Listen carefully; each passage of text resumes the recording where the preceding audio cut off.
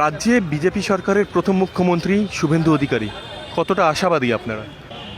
আমাদের তো দেশের দামাল নেতাই হচ্ছে শুভেন্দু অধিকারী। ওনাকে শুভেন্দুদাকে দেখেই আমরা ইন্সপায়ার, এবং আমাদের সর্বোপরি দেশীয় নেতা এবং সর্বোপরি আমাদের মোদিজি বঙ্গে এসে ঝালমুড়ি খেয়ে দেখিয়ে দিয়েছেন যে সেও আমাদের মতো সাধারণভাবে চলতে পারে, এবং ঝালমুড়িতে যে ঠিক কতটা পরিমাণে ঝাল সেটা আপনারা বুঝতেই পারছেন আজকের ব্রিগেড চত্বরে এসে।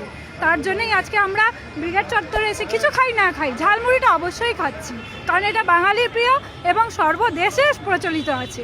সবাই আমরা ঝালমুড়ি খেতে ভালোবাসি, ছোট থেকে বড় সবাই আজকে সেটা প্রমাণ করে দিল। সরকার প্রতিষ্ঠিত করে যে মোদিজি ভুল ছিলেন না, আমরাও ভুল ছিলাম না। আজকে যে সরকার বলেছিল, বিগত বিদায়ী সরকার বলেছিল যে আমাদের ৭৭টা সিট আমরা আসতে পারবো না, আমাদের নিশ্চিহ্ন করে দেবে, কিন্তু কতটাই প্রমাণ আজকে তা ব্রিগেড প্রমাণ করে দিল। আমাদের জনসংখ্যা, আমাদের জনস্রোত এবং জনধ্বনি যে শেষ কথা সেটা আজকে ব্রিগেডের ময়দান দেখিয়ে দিল। আর মোদিজিকে অসংখ্য ধন্যবাদ আমরা পেয়েছি, আমাদের বঙ্গে পেয়েছি, এবং মুখ্যমন্ত্রী হিসাবে শুভেন্দুদাকে পেয়েছি। আমরা 100% আশাবাদী, কারণ আজকে দাদা ছিল বলে আমরা এই লড়াই লড়তে পেরেছি। দাদা আমাদের পাশে ছিল বলে আজকে আমরা লড়াই করে এই জায়গাটা পেয়েছি। আজকে তো আমরা একদিনে পাইনি এই জায়গাটা, তার জন্য আমাদের অনেক রক্ত ঘাম সব কিছু ঝরাতে হয়েছে।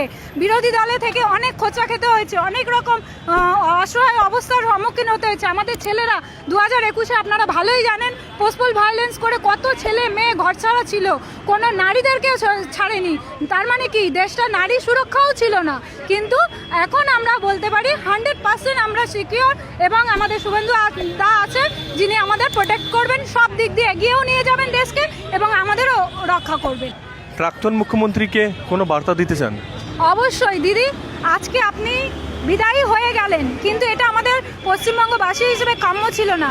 আজকে আপনি যেহেতু মানুষকে সর্বোপরি নারীদেরকে সুরক্ষা দিতে পারেননি, আজকে নারী হয়ে আজকে বলতে বাধ্য, আজকে আপনিই দায়ী। আপনার দলকে, সংগঠনকে ঠিকভাবে চালনা করতে পারেননি। আজকে যদি আপনি ঠিক করে চালনা করতেন, আপনার এই অভয়াকে বিচার দিতেন, তাহলে হয়তো অনেক মাই, অনেক নারী আপনার 1,500 টাকা না বিচার করে আপনার পাশে এসে দাঁড়াতো। এই অভয়া মরে গেছে, কিন্তু প্রতিটা ঘরে ঘরে অভয়া জন্ম নিয়েছে। এটাই আপনার সবচেয়ে বড় হার, যার জন্য আজকে বিজেপি প্রতিষ্ঠিত হলো এবং বিজেপি থাকবে। আর আমরা চাই, ও মনে প্রাণে চাই শুভেন্দুদা থাকুক আর এই সরকার থাকুক, তাহলেই আমরা বাঁচবো এবং আমাদের দেশ বাঁচবে, আমাদের বঙ্গ বাঁচবে।